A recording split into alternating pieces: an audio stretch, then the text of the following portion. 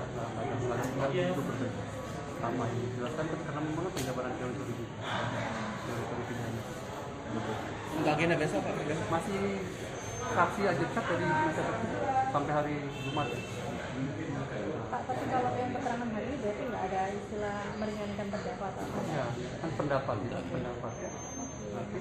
Saksi ya. Saksi ahli Pak ya? Ya. Besok saksi ahli. Nggak tahu saya, besok masih saksi katanya nggak tahu. Atau ahli apa aja yang penting dari disampaikan? Ya terkait unsur pasal, ada apa? Terkait ancaman kekerasan atau kekerasan ke ancaman kekerasan, terkait sahnya alat bukti. Cukup Mas. Besok lagi. Profesor Supardi Ahmad untuk memberikan perspektif tentang case pidana asusila seperti ini.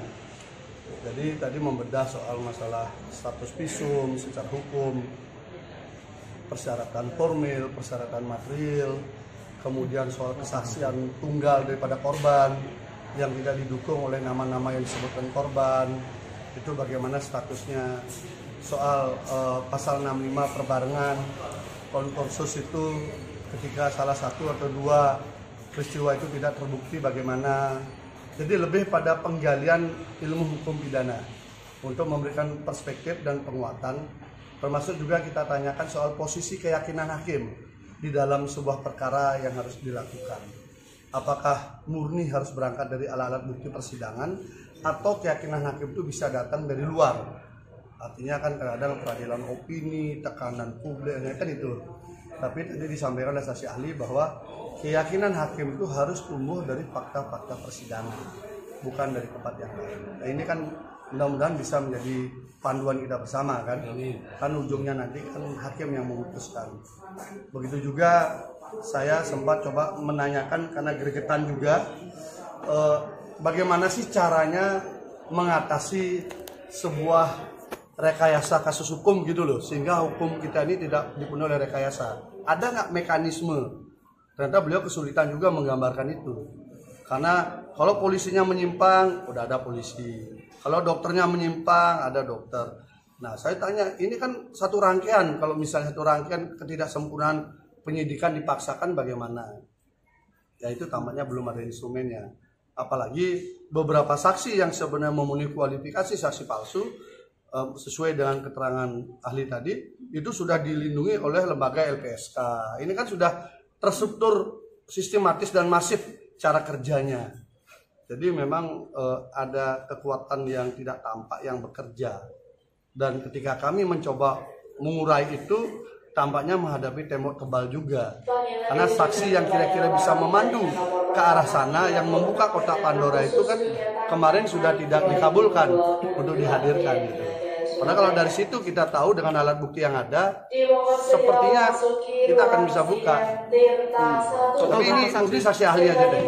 Total sudah berapa saksi nggak saat ini? Pidana yang dihadirkan lagi, apa keterangan ahli pidana yang kemarin itu kurang? Ya memberikan perspektif yang berbeda kan. Tapi ternyata hampir sama juga, khususnya soal validitas. Visum itu sama-sama kalau misalnya nggak memenuhi syarat validitas, nggak memenuhi syarat formil, memang nggak bisa dipakai. Istilahnya begini, ketika alat bukti itu meragukan, maka tidak bisa dipakai untuk meyakinkan. Nah, kira-kira gitu. Kalau alat bukti itu meragukan, maka tidak bisa dipakai untuk meyakinkan. Maka alat bukti itu harus meyakinkan untuk bisa muncul sebuah keyakinan peristiwa. Keterangan apa yang meringankan terdakwa kali ini? Hampir semua perspektif yang tadi kita tanyakan akhirnya dijawab memang hampir sama dengan yang kita bayangkan. Artinya kalau orang tidak cukup bukti, kemudian peristiwa saksinya yang tidak kuat, kemudian dakwaannya yang tidak sesuai dengan fakta, itu memang terungkap semua bahwa memang tidak bisa. Maka terdakwa berhak untuk mendapatkan keadilan. Kira-kira begitu. Tadi diingatkan harapannya itu saja, bahwa terdakwa itu juga berhak mendapatkan keadilan. Dan tempatnya adalah di pengadilan. Untuk agenda besok? Agenda besok saksi lagi. Saksi ahli juga? Kita coba, mudah-mudahan bisa ya, kita coba ahli juga. Karena ini kan penting sekali. Karena urusan perspektif pidana dan perspektif soal visum. Tadi visum juga diceritakan juga. Visum itu harus sejelas-jelasnya menggambarkan peristiwa yang terdekat. Karena itu makna visum itu membantu mengkonstruksikan peristiwa pidana. Nah, tetapi kalau visumnya terlalu jauh, maka dia akan kabur, tidak bisa memperspektifkan, memperkuat peristiwa pidananya gitu. Sehingga visum seperti itu tidaklah akurat. Kalau meragukan, maka memang tidak bisa dipakai. Itu pendapat ahli tadi. Iya, pendapat ahli. Kalau dia meragukan, maka tidak bisa dipakai. Tadi kan yang meragukan ada jumlahnya 3, secara formil suratnya salah. Kemudian saya tanya juga, di dalam dakwaan disebutkan visum 2018, sementara laporan korban 2019. Jadi 1 tahun lebih visumnya sudah ada, baru orangnya melapor.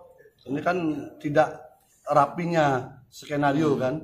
Kemudian 2019 ada lagi visum berikutnya setelah melapor. Ini bagaimana? Makanya ketidaksesuaian, prosesnya, keraguan-raguannya itu disampaikan. Kesimpulannya begini, kalau alat bukti itu meragukan, maka tidak bisa dipakai untuk meyakinkan. Itu prinsip dasarnya. Sehingga harus dicari alat bukti yang bisa meyakinkan, bukan yang membangun keraguan. Nah, sementara itu yang kita sedang gali kan. Total berapa saksi nggak saat ini, Pak? Sudah berapa saksi? Sudah berapa saksi yang? Berapa saksi total? Mbak, total semua dengan ini ya, JPU ya. Waduh, udah banyak. Dari ininya. Oh, dari kita, dari kita. Karena ini problemnya kan begini. Saksi yang kita hadirkan kan ada saksi yang ada di BAP, yang sebenarnya menjadi kewajiban JPU. Tapi JPU kan enggak mau menghadirkan. Kami harus cari. Memang tidak semua bisa kami hadirkan. Tapi mau bagaimana lagi? Tetapi tadi dijelaskan, saksi yang tidak dihadirkan di dalam persidangan tidak bisa dipakai. Karena semua perhitungan alat bukti adalah yang hadir di persidangan. Itu ahli mengatakan begitu. Jadi kalau itu tidak ada di persidangan, maka tidak bisa dipakai. Kan banyak tuh alat buktinya banyak, saksinya banyak, tapi tidak dihadirkan. Padahal kita ingin hadirkan aja semua biar sekalian kita bisa uji kan. Tapi kan takut, kayak saksi yang sudah dihadirkan tuh malah memperkuat terdakwa. Pak, mau tanya, kalau awalnya benarkah di BAP itu 5 korban menjadi 1? Di BAP, di dakwaan hanya 1, 5 itu ada di Kapolda. Bukan di BAP ya? Di Kapolda, Pak Niko yang ngomong di media. Catat itu. Pak, bisa berubah jadi 1 secara hukum? Pak Niko yang ngomong di media bahwa ada 5 korban, berkasnya dibawa ke kejaksaan. Masuk pengadilan tinggal 1. Itu faktanya. Capek juga kita. Agenda selanjutnya Kamis ya? Hah? Agenda selanjutnya nanti? Ya, besok juga. Oh besok ya? Besok. Oke. Pokoknya sampai Jumat. Ali apa Pak? Besok Ali apa Pak? Ada lah. Oke. Takutnya nanti kalau kita bilang, ngerti lah. Ya, makasih. Ya membangun perspektif bersama tentang pidana itu seperti apa kan perlu juga kan. Kadang kita perlu disegarkan juga oleh pakar hukum kan. Karena rutinitas kadang kita salah perspektif kan membaca. Ilmu hukum kan berkembang. Oh, satu hal lagi tadi dikatakan soal kekerasan dan ancaman kekerasan. Kalau dalam KUHP itu ancaman kekerasan itu harus dalam bentuk ancaman menuju ke fisik. Karena itu KUHP itu dari peninggalan zaman Belanda. Beda dengan undang-undang KDRT, tidak pidana kekerasan seksual yang baru ya, di mana psikis kan masuk di dalamnya. Ini kan pasalnya pasal KUHP kan. Ya itu selama tidak bisa dibuktikan di dalam persidangan tidak bisa dipakai. Tadi tegas sampaikan semua struktur ancaman, apalagi melalui alat-alat medsos dan sebagainya harus bisa dihadirkan di persidangan. Selama tidak bisa dia dihadirkan di persidangan, tidak dianggap sebagai sebuah alat bukti. Karena dia nggak hadir di persidangan dan memang nggak ada sampai sekarang. Sampai sekarang ancaman yang WA itu belum pernah bisa dihadirkan di sidang. Sampai sekarang. Tapi keyakinan yang terbentuk itu harus berdasarkan alat bukti. Sebaliknya juga alat bukti yang membentuk itu juga harus melahirkan keyakinan. Keyakinan juga harus berdasarkan alat bukti. Jadi harus saling melengkapi. Yakin berdasarkan alat bukti melahirkan sebuah keyakinan. Gitu. Keyakinan semata tidak bisa. Alat bukti kalau tidak yakin pun juga berarti kan tidak bisa juga. Gitu, ya. Maaf, Prof. Selama sidang sampai dengan sekarang sampai saat 19 kemarin itu dari saksi kan masih yang diajukan dari saksi pihak JPU itu kan bukan saksi yang mengalami atau yang mengetahui persis. Ini gimana? Ya sebetulnya kalau secara formil itu tidak memenuhi kualifikasi sebagai saksi Karena secara formil saksi itu kan harus secara material, maksud saya harus melihat, mengalami dan mendengarkan secara langsung. Tidak bisa katanya kan gitu. Satu itu. Dan yang kedua, juga saksi itu seandainya tidak mengetahui pun itu harus benar gitu loh, bersesuaian antara saksi satu dengan saksi yang lain. Ketidakbenaran saksi satu dengan saksi yang lain itu kan menunjukkan bahwa kesaksiannya tidak benar sesuai dengan fakta. Seseorang melihat suatu masalah yang sama, kalau memang tahu semuanya berarti kan ceritanya sama. Tapi ini kan ternyata satu masalah yang sama diceritakan oleh banyak orang dengan berbeda pendapat. Itu berarti kan menunjukkan kesaksiannya diragukan. Kemarin itu Pak Gede sempat ngasih pernyataan ya. Ini baru pertama kali katanya beliau itu melihat ada seorang kuasa hukum menjadi saksi. Apakah memang diperkenankan seperti itu atau memang ada kejanggalan? Iya.